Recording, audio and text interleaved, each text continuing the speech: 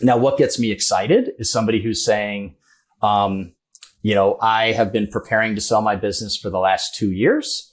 I have the right, documentation. I have been removing myself from the day-to-day operations of the business. So either my team or my number two is ready to take over as, leader of the business if you want them to do that. I know the number that's going to make me happy, and I can justify that number with research. I'm not just picking it out of thin air. Those are the types of things that get me excited.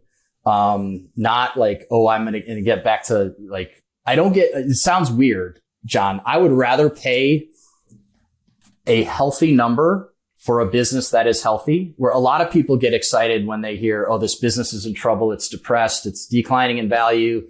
Investors want to get bailed out because everybody hates it. Other people might say, I can get it on the cheap.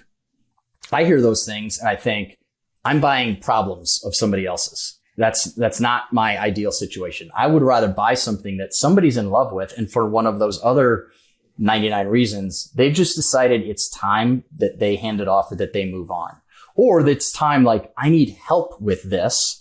So I'm going to sell it. I'm going to de-risk my personal balance sheet by taking the cash in exchange for my business, but I'll keep running it. I like my job. I like what I do. Like, those are the kind of the contrasts of what gets me excited and what are the red flags.